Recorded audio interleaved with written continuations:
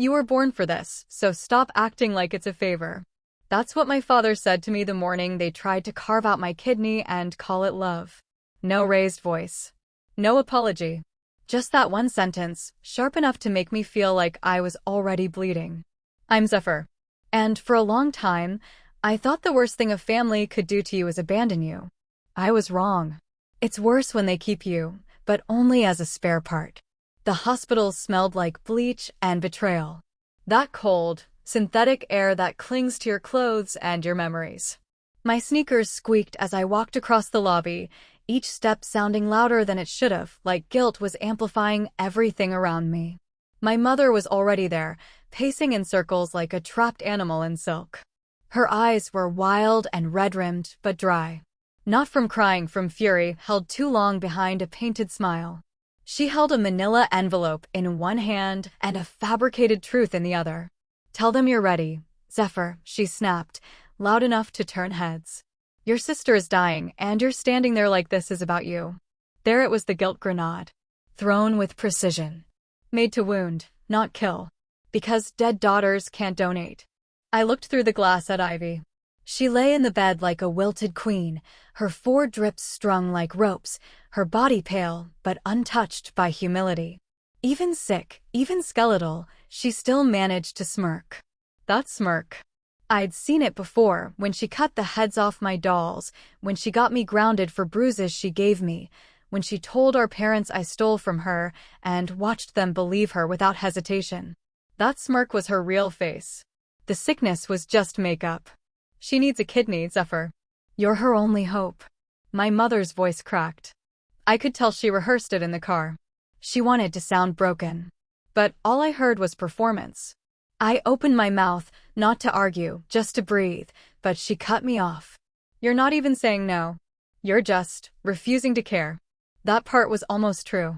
Not because I didn't care, but because I'd already known the truth for 6 months. See, I took the match test long before they asked me to. Call it intuition.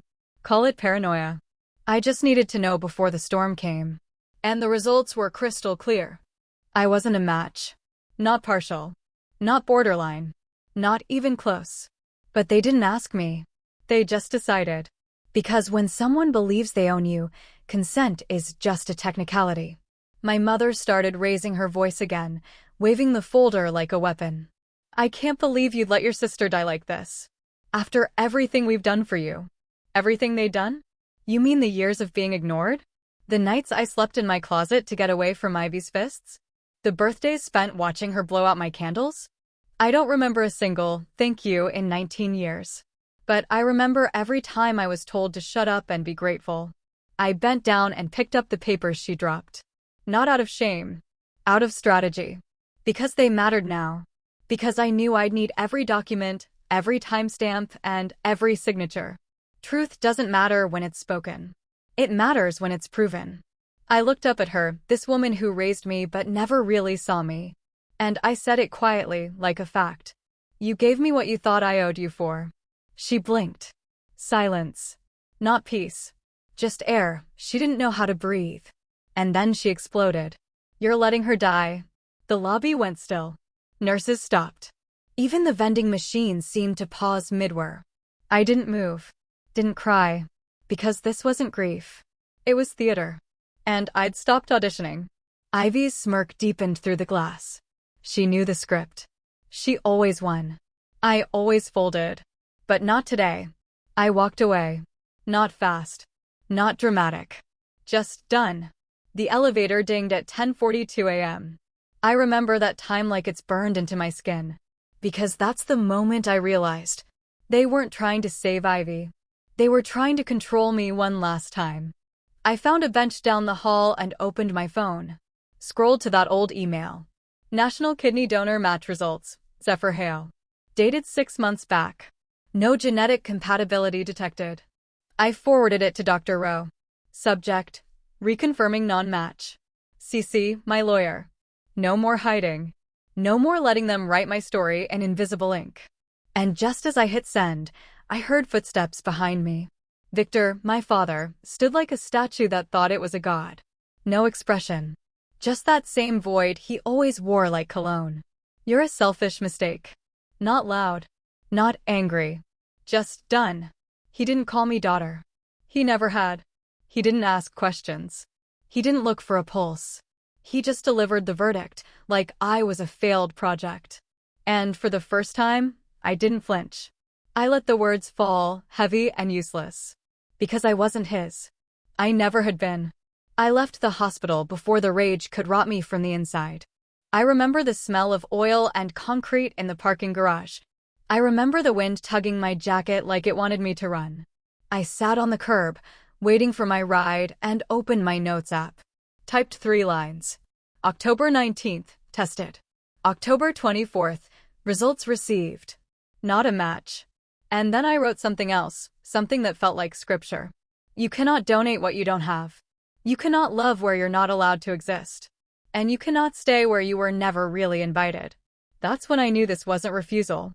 This was resurrection. They thought they were building a savior. What they built was a witness. And witnesses? We don't go quietly. People talk about truth like it's a light switch. You flip it and everything's clear. But that's a lie. Truth is more like an earthquake. It doesn't light the room. It shatters on the floor. And that morning, I fell straight through. Dr. Rowe's email buzzed my phone just as I was stepping out of the rideshare. Subject: urgent, genetic discrepancy in donor records. Beneath it: please come back to the hospital. There's something we need to discuss in person. My stomach curled like burned paper. Do not panic. Something deeper. Like my body already knew this wasn't about Ivy. This was about me. The lights in his office felt harsher than the last time. Cold. Too white. The kind that makes you feel exposed, even with clothes on. Dr. Rowe didn't smile. He just nodded, tapping the manila folder on his desk like it might bite him. Zephyr, before we proceed, I need to confirm, when was your last full genetic screening? I blinked. October. For the donor match. You have the results. He nodded again, too slowly. Pen tapping now against the edge of his monitor. That's the issue. Our database shows 2 records, yours and Ivy's, and they don't align. At all. He turned the screen toward me. 2 DNA charts. Side by side. Color-coded. 1,000 data points. And not one of them overlapped. Not one. You're not biologically related, he said quietly. 6 words. 6 words that cracked my entire reality down the middle. I waited for a laugh. For some weird explanation. For something. But the silence just hummed. Loud and intimate, like it knew what it had done to me. I'm adopted? I asked, my voice barely mine. He nodded again, solemn this time. That's what the data suggests. We ran it twice. We were required to. My breath didn't come back. It just stayed locked somewhere beneath my ribs. My skin felt too tight. My name felt borrowed. I wasn't just not a match. I wasn't even a mistake in their gene pool. I was never in it. And the worst part? It wasn't shock. It wasn't even anger. It was clarity. Like a million tiny moments had just rearranged themselves and snapped into place. The way my mother said, "We didn't have to take you." The look in my father's eyes that never quite made it to mine. The way Ivy used to whisper, "You're just the backup plan." I thought they were just being cruel. But no. They were telling me the truth. I asked for copies. Everything. Notarized. I wasn't walking out of that office without documentation. Because grief is easy to gaslight. But paperwork? That's power. Dr. Rowe handed me the folder gently. Zephyr, what your family withheld crosses ethical lines. You have every right to pursue legal action. I nodded, too numb to commit to revenge just yet. Because this wasn't war. Not yet. It was a burial. I was burying the last pieces of the girl who thought she was wanted. My phone buzzed again before I even left the hospital wing. My mother's name flashing like a curse. I didn't answer. There was nothing left to say. You don't call the arsonist when you're still choking on smoke. Instead, I walked down the east corridor, where the window overlooked the parking lot. The cars glinted like coins. The sun was too bright. The world kept moving like it hadn't just collapsed inside my chest. I leaned my forehead against the glass. It was cold. Real. Grounding. And I whispered to no one. It was never about saving her. It was about owning me. They hadn't brought me in to help Ivy. They had kept me like a fire extinguisher. Behind glass. Break in case of emergency. And I guess this counted. When I was 8, I asked my mother once if I looked like her. She laughed. You're lucky you don't. I was awkward at your age. But it wasn't a compliment. It was a deflection. A hint I was too young to catch. Now, it read like a confession. I walked out of the hospital, not like someone defeated, but like someone unhooked, untethered from a lie. And yet, that was the problem with truth. Once it's out, you can't unknow it. You carry it like bone, heavy, buried, but always there. Back at my apartment, I didn't cry. I didn't scream. I just lay on the floor in the quiet, letting it settle. All my life, I wanted them to see me. Turns out, they already had. Not as a daughter. Not even as a person. Just as an option. I made coffee around 11 p.m. Black. Bitter. Honest. Then I sat at my desk and opened my laptop. Opened a new document. And typed. I am not Ivy's sister. I am not Victor's daughter. I am not Eleanor's blood.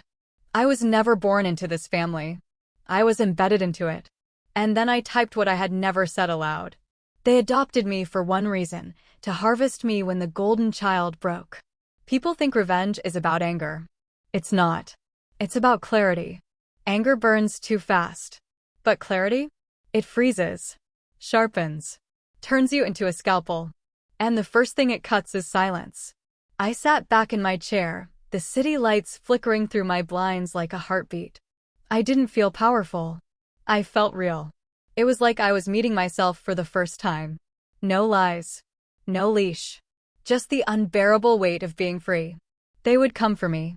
With tears, with threats, with more forged stories. But now I had something they couldn't overwrite. The truth. And a folder full of receipts. The hospital was staging a press event the next morning. A gratitude ceremony, that's what they called it. They were live streaming a segment to celebrate a family sacrifice and the power of love through organ donation. My family was there, front and center. Microphones. Balloons. A slideshow of Ivy through the years. One of me as a toddler was even included, carefully chosen, of course. Back when I still looked like theirs. Before the truth started growing behind my eyes. I wasn't invited. But I showed up anyway. Not angry. Not shaking. Just ready. I wore black. No jewelry. No makeup. Not to grieve. To erase the version of me they'd rehearsed. I still had my hospital ID clipped to my blouse, the same one they used to push me through systems I never consented to. The security guard hesitated as I walked in, glancing toward the PR team at the podium. I met his eyes and said calmly, I'm here to speak. It won't take long. He didn't stop me. No one did. Because no one knew what was coming. The room wasn't full. Just a few reporters. A social worker. A camera crew. But sometimes it only takes 10 people watching to undo 30 years of performance. I stepped up to the podium. Coraline, no, Eleanor, turned around in her chair, confused at first. Then pale. I placed a manila folder on the table. No flourish. Just truth, heavy as gravity. My name is Zephyr Hale, I began. You didn't hear that name today, but it matters. Phones lifted. Cameras adjusted. Someone whispered, is that the sister? I continued. This, I held up a stamped page, is the official test result from the National Kidney Donor Registry. Dated October 24th. It says I am not a match to Ivy Hale. This, I raised another sheet, is a consent form. Filed under my name. Forged.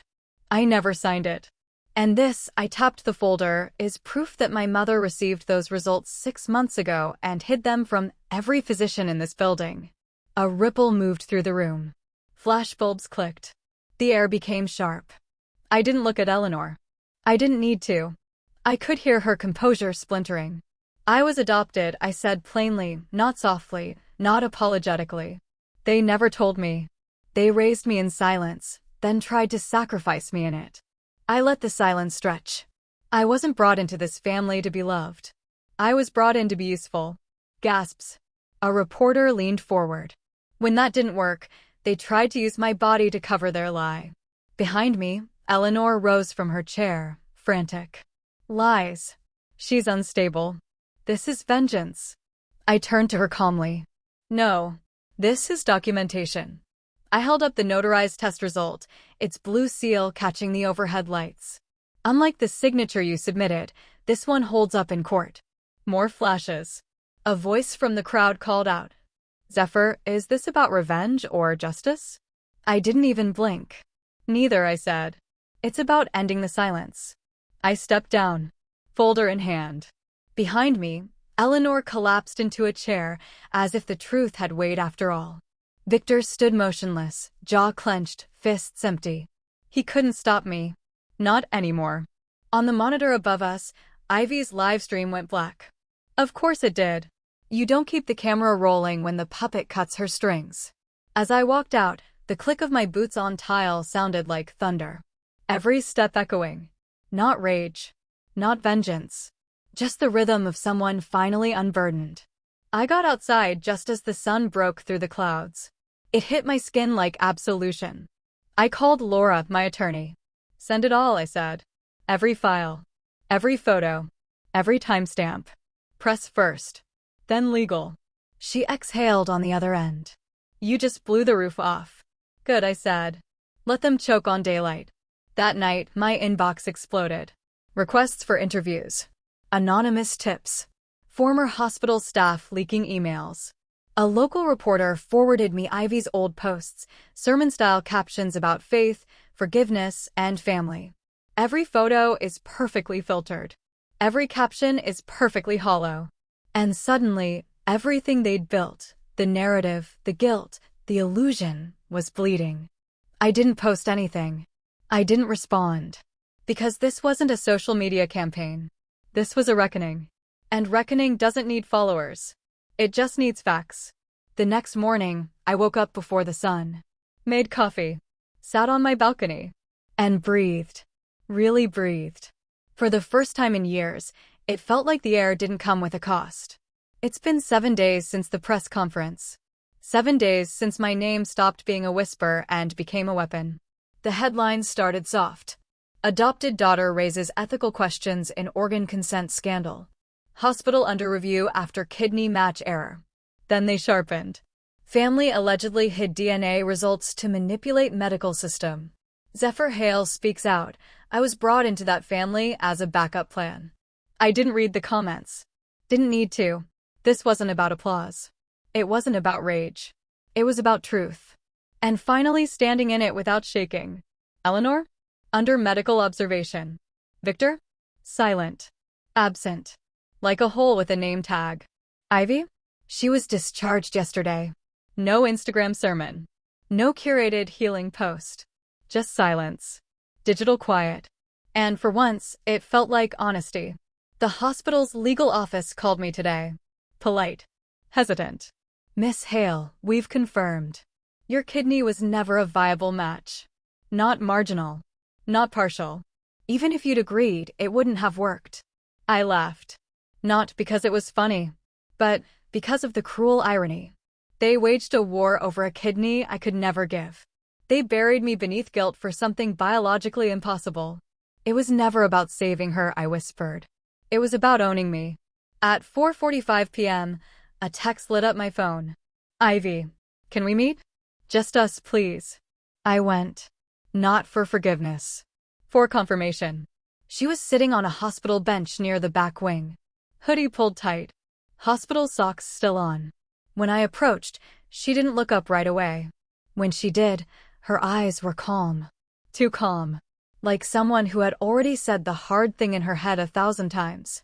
Her voice was flat. They only kept you in case I needed something one day. She didn't blink.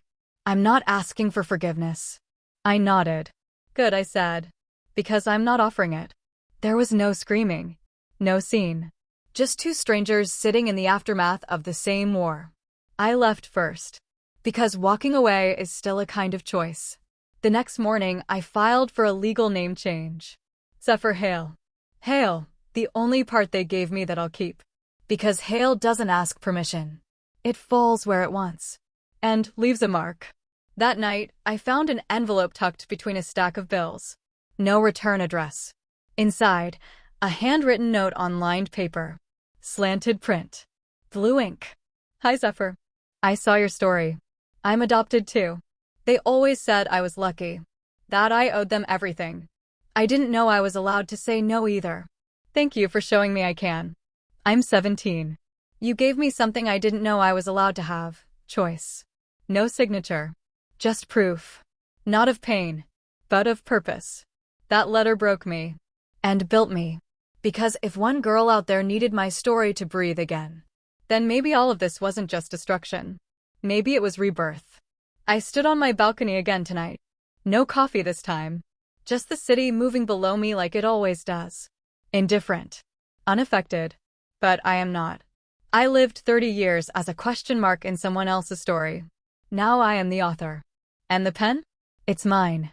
So if you're watching this, if you've ever been made to feel like you're just a utility, a backup plan, a spare part with a pulse, hear me. Your worth is not up for negotiation. Your body is not a receipt for someone else's broken love. And your silence? That's not peace. That's their comfort. Speak anyway. Even if your voice shakes.